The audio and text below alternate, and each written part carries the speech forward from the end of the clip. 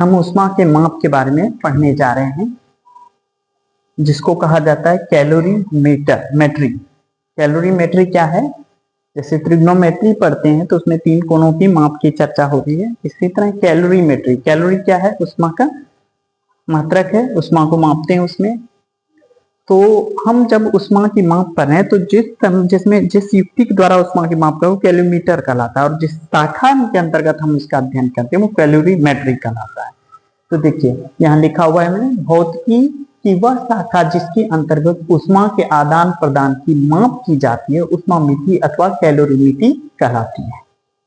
Physics की वह branch जिसके अंतर्गत आप ऊष्मा के आदान प्रदान की माप करते हैं, किस वस्तु में कितनी ऊष्मा एब्जॉर्ब की और किस वस्तु ने कितनी ऊष्मा उसको दी, यदि ये आप ट्रांसफॉर्मेशन उसकी माप कर रहे होते हैं तब आप कह रहे हैं कि ये कैलोरीमिति के अंतर्गत आप कर रहे होते हैं। उस शाखा का नाम है कैलोरीमिति, जिसके अंतर्गत हम ये अध्ययन करते हैं कि किस वस्तु को हमने कितनी मात्रा में ऊष्मा दी है और किस वस्तु ने कितनी मात्रा की ऊष्मा ली है। ये यदि माप रहे हैं तो उसको कैलोरीमिति कहा जाता है। तो जिस युक्ति से हम वो करते हैं उसको कहते हैं कैलोरीमीटर। लिखा हुआ है वह युक्ति जो ऊष्मा को माप सकती है कैलोरीमीटर कहलाती है। एक चित्र देखें इसमें, ये एक वुडन बॉक्स है, लकड़ी का एक बक्सा होता है, ठीक है, और इसके अंदर रुई जैसे या ऊन लकड़ी का बुरादा जैसे कुछ अलग पदार्थ भरे होते हैं, ठीक है। फिर बीच में एक यहाँ एक और बर्तन होता है ना। ये बर्तन कैलोरी मापी करा जो एल्युमिनियम या तांबे का बना होता है और इसके सतह पर पॉलिश्ड की होती है। पॉलिश्ड इसलिए की होती है ताकि इसके ना ये ऊष्मा ले सके और ना ही ऊष्मा दे सके, मतलब इसकी ऊष्मा यहाँ जो हम चीज बदल रहे हैं वो कांस्टेंट रहे ताकि हम माप सकें उसको। अदरवाइज ये इसमें लॉस हो जाएगा और ये हमारा टेम्परेचर घटेगा बढ़ेगा तो हम एक्यूरेट रीडिंग नहीं ले पाएंगे। तो इसीलिए हम इसको अचालक पदार्थ के बॉक्स में पैक कर देते हैं और साथ में इसको पॉलिश्ड कर देते हैं। अब इसमें एक थर्मामीटर तापमापी जो है लेबोरेटरी में थर्मामीटर जो होता है लंबा वाला वो डाल दिया जाता है। फिर यहाँ एक विलोडक है, विलोडक अर्थात स्टेयर, इसको हिला इसको क्या कहते हैं, इसको चलाने वाला कहते हैं। तो किसी चीज अगर मिक्सचर हम डालते हैं तो उसको चलाना पड़ता है बीच में, तो चलाने वाला इसमें डालते हैं, ये विलोडक है ना, एक हिलाने वाला या चलाने वाला उसमें कहते हैं।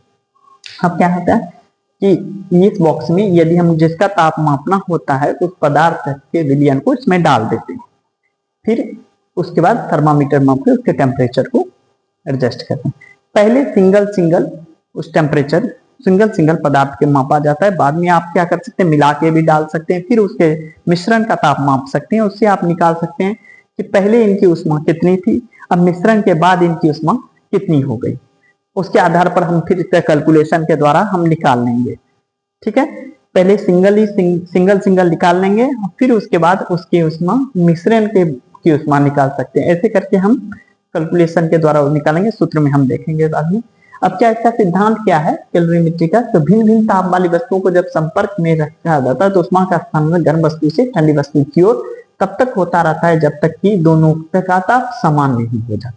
दो अलग अलग टेम्परेचर की वस्तुओं को एक दूसरे को कांटेक्ट में रखेंगे तो हीट का फ्लो आपको पता है गर्म वस्तु से ठंडी वस्तु की ओर होता है, और ये तब तक होते रहता है जब तक दोनों का टेम्परेचर सेम नहीं हो जाता है, दोनों साम्यावस्था में नहीं चले आते हैं, दोनों का टेम्परेचर एक जैसा नहीं हो जाता है। और यदि वातावरण में ऊष्मा का संतुलन ना हो, हम अब इसको अध्ययन कर रहे हैं और इस तरह से अध्ययन कर रहे हैं कि वातावरण में जो है सराउंडिंग में ऊष्मा नहीं जाए, इट मीन्स कांस्टेंट रखते हैं, उन दोनों में स्थानांतरण हो, क्योंकि वातावरण में चला जाएगा तो हमको ये पता नहीं लगेगा कि किसी वस्तु ने कितनी ऊष्मा ली और किसने कितना ली। तो हम वातावरण में ये मानते हुए चल रहे हैं कि वातावरण में ताप नहीं जा रहा है, ऊष्मा स्थानांतरण नहीं हो, तब हम ये कर रहे हैं। तो पदार्थ द्वारा दी गई ऊष्मा क्या होती है, पदार्थ द्वारा दी गई ऊष्मा के बराबर होती है। ये देखना है।